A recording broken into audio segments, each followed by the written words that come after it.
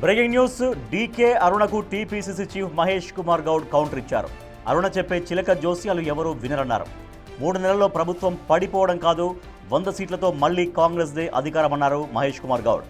కేబినెట్లోకి మైనార్టీని తీసుకోవాలని గత 3 నెలలుగా చర్చలు జరుగుతున్నాయన్నారు. అజారుద్దీన్ ప్రమాణ స్వీకారానికి ఎన్నికల కోడ్ అడ్డు కాదన్నారు. బీజేపీ సరైన అభ్యర్థిని పెట్టకుండా లోపాయకారిగా బీఆర్ఎస్ కోసం పనిచేస్తోంది అంటున్న పీసీసీ చీఫ్ మహేష్ కుమార్ గౌడ్తో మా ప్రతినిధి హేమ ఫేస్ టు ఫేస్.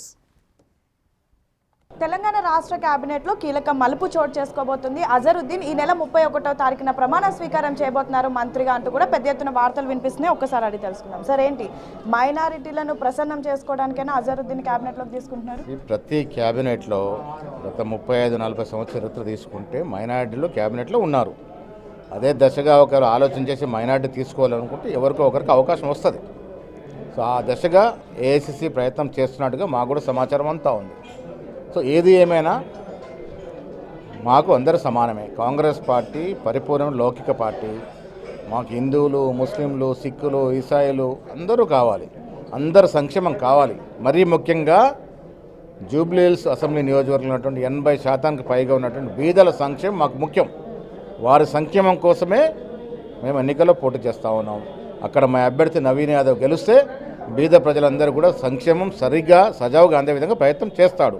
ఆ దశగా కాంగ్రెస్ పార్టీ పనిచేస్తాం. ఇన్ని రోజులు గుర్తురాని సామాజిక సమీకరణ, ఇన్ని రోజులు గుర్తురాని మైనారిటీలు ఇప్పుడే ఎందుకు గుర్తొచ్చారు? కేవలం జూబ్లీహిల్స్ ఎన్నికల కోసం ఇదొక సందర్భంలో గుర్తొస్తారు. మైనారిటీ తీసుకోవాలని ఆలోచన గత 4-5 మాసాలుగా చేస్తూ ఉన్నాము. ఇవాళ అవకాశం వస్తుందేమో, వస్తే తీసుకుంటాం, తప్పేముంది. 3 నెలల్లో పార్టీ ప్రభుత్వం కూలిపోబోతుంది, అందుకే ఇవన్నీ కూడా కొత్తగా ప్రయోగాలు చేస్తున్నారంటూ కాసేపటి క్రితం డీకే అరుణ కామెంట్ చేశారు. డీకే అరుణక్క చిలక జోషాలు జూబ్లీహిల్స్ ప్రజలు వినరు.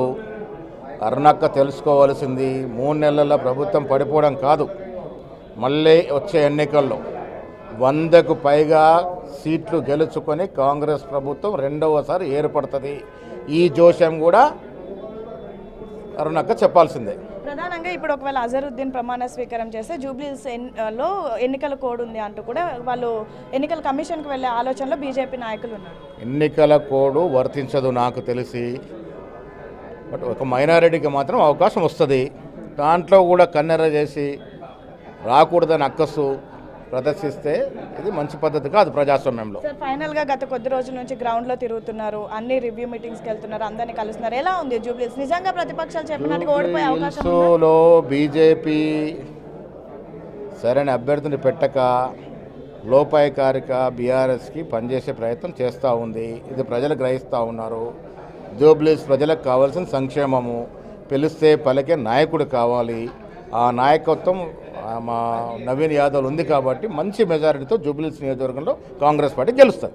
మంచి మెజారిటీతో కాంగ్రెస్ పార్టీ జూబ్లీహిల్స్లో గెలవబోతుంది. సేమ్ టైం డీకే అరుణ చేస్తుందంతా కూడా చిలక జ్యోతిష్యమే. ఖచ్చితంగా నెక్స్ట్ రానున్నటువంటి ఎన్నికల్లో కూడా మేమే గెలవబోతున్నాం. అండ్ సేమ్ టైం జూబ్లీహిల్స్ ఉప ఎన్నికల్లో కూడా కాంగ్రెస్ పార్టీ విజయవంతంగా గెలవబోతోంది అని అయితే పీసీసీ చీఫ్ మహేష్ కుమార్ గౌడ్ చాలా కాన్ఫిడెంట్తో చెప్తున్నటువంటి పరిస్థితి. వీడియో జర్నలిస్ట్ శంకర్తో హేమ, బిగ్ టీవీ.